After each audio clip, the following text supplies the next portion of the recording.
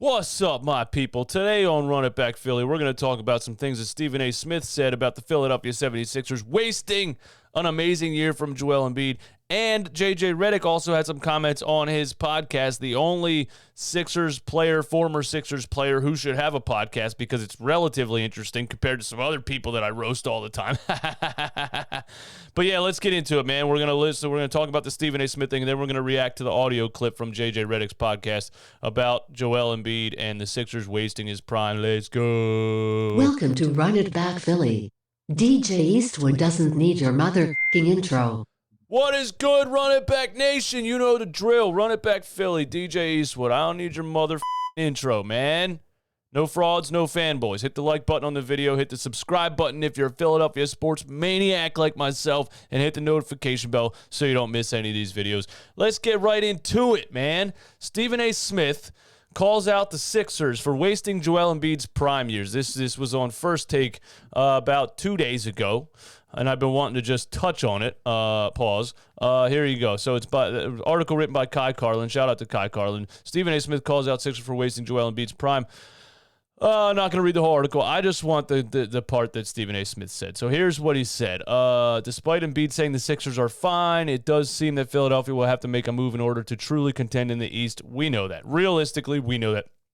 No matter what Daryl Morey tries to sell us on the radio, we know this team's not good enough to actually win a championship, and we're just watching Joel Embiid every single night absolutely dominate the NBA, and he needs help. He needs help, all right? So get him some help. All right, here's what Stephen A. Smith said.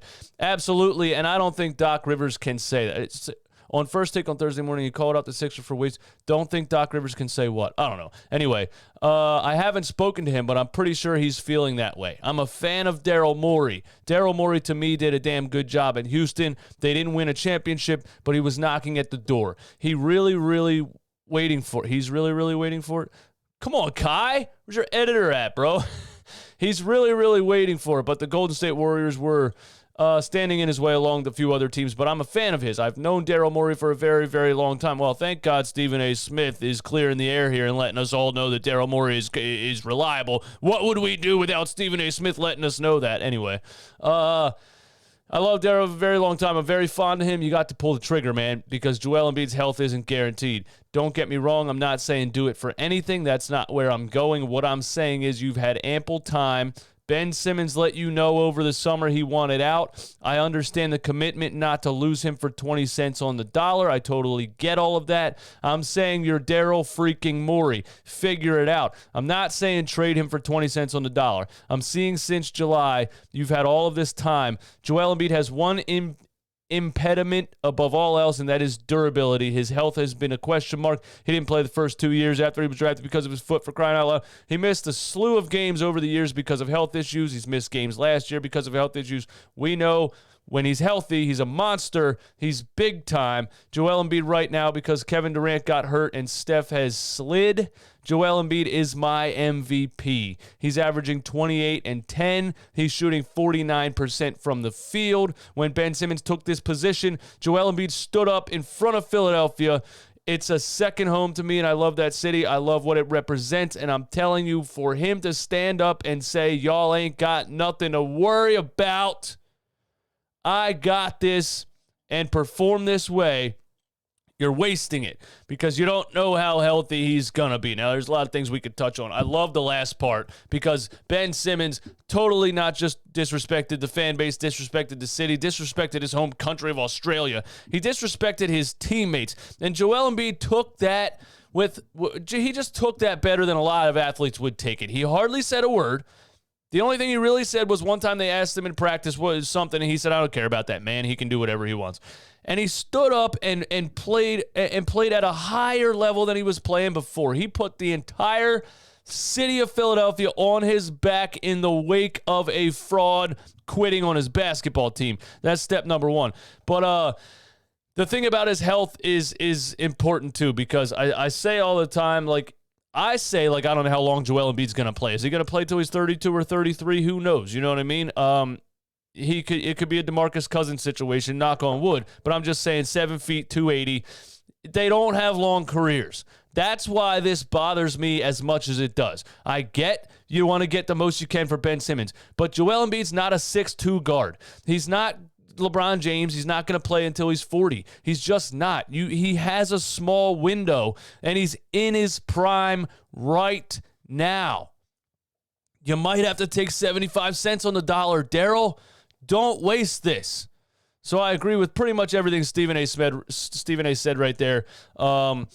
It is what it is with Joel Embiid. He's not been the healthiest athlete in the world. He seems to have nagging injuries here or there, just freak things. The one time he got elbowed or shouldered in the face by Markelle Fultz and was out. He had COVID this year and he was out. It's just, you got to take advantage of it right now. So I agree with Stephen A. Smith, and I'm glad that he's putting it out there publicly on TV. It is funny that right after he called out Daryl Morey on ESPN, Daryl Morey went on the radio the next day, and my man RB was the one that really brought up that point. I was like, that's a good point. He went on the radio the next day to clear things up.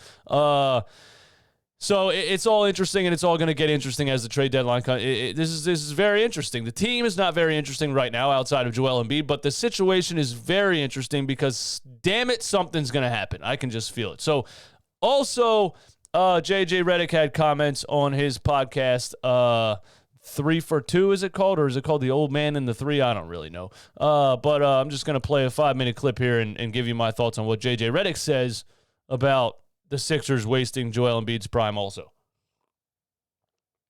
And then we'll go watch some playoff football. How about that? And I agree with you, of course, when we talk about the Eastern Conference being a little bit deeper. And the team right now, by the way, what is Philly's odds right now? Because the team right now that feels to me like the dark horse in the East is the Philadelphia 76ers. And I know Joel Embiid has not made a conference finals, and they bowed out. They lost to the Hawks last year. I know all that stuff. Do you really think this? I don't. You don't think they're a sleeper? No. Unless you something... you think they're a favorite? No, I don't think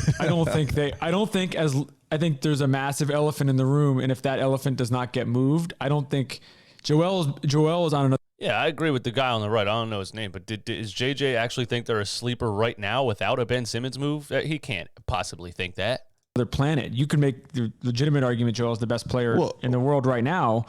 It's not an argument, it's a damn fact. But I don't think any of their depth has put them in a position where you could say they are in the same conversation as Milwaukee, Brooklyn, even Miami. I don't think they're on the same level as Miami. No, I don't either. $100 bet on FanDuel nets you $1,000 plus 1,000 odds on Philly to make the finals. I'm gonna tell you why, Tommy. Daryl Morey is now saying, with the way Joel is playing and has elevated us to basically contender status, we'd be doing a disservice. I'm paraphrasing here. We'd be doing a disservice to not look at trades for Ben Simmons. There's, I think, more willingness now to trade him for a non-top 25, non-top 30 player and get a couple good players back and some picks. To me, that's the smart choice. See? When I say that, it's, you're an idiot. If we do that, we're tanking the season, blah, blah, blah, blah, blah. I would think JJ Redick knows a little bit about basketball, and he thinks that's the smart choice.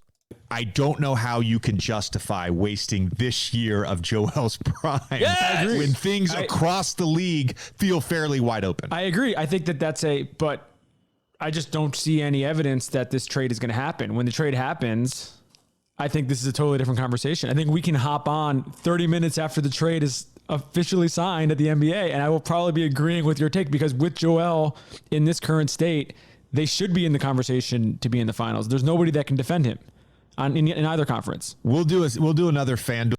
That's not totally true. There's a couple people that can defend Joel Embiid. We've seen it before. They're very few. Steven Adams is one of them. Segment when this trade does happen, Tommy, and we'll see what those finals odds are. Their finals right now, they're plus 2,100. They're still behind the Lakers.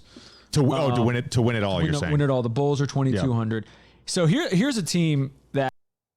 Let me know in the comments, because if Ben Simmons does get traded and the Sixers do add a better supporting cast than they have right now, Should DJ Eastwood put $100 on the Sixers win in the NBA Finals this season? Yes or no in the chat. That is playing great right now. That is still feels like a good deal. Is Dallas is plus 4,600. I thought you were going to say the Miami Heat, and I was going to tell you we've talked enough. No, about but the Heat. on No, this the podcast. Heat are plus 1,600. The Heat are actually that feels like a pretty fair Yeah. placement considering all the different moving parts that they have. Dallas They'll is flop. Dallas They won't is win it. closer to Boston and Atlanta right now in terms of the public perception of them. And it feels like defensively they've definitely taken a jump. Well, since Luka got back, I think they're the number one defense in the league. They're playing great. They're winning. To me, Dallas they're still a ain't piece winning away. championships. They're a team to watch around the trade deadline. Mark's aggressive. Again, it goes back to this. You've got a generational talent in Luka Doncic. You've got a generational talent in Joel Embiid. These guys are capable right now. Whereas some young players, and I'm not going to name the young players, but there's some young players. And by the way, this is not a shot at John Morant. I'm not saying John Morant. John Morant is capable of being the number one guy on a championship team. It's not John Morant. But there are some young players around the league who get a lot of hype that I don't think are capable right now in their career of being the number one guy on a championship level team. Luka is that. Joel is that. Take advantage of that year. There's Yes. a window right now. Take advantage. Be aggressive. I have one question agree, before we JJ go Redick. to the convo with Kevin. This gets back to the Milwaukee conversation. Is there a guy like PJ last year?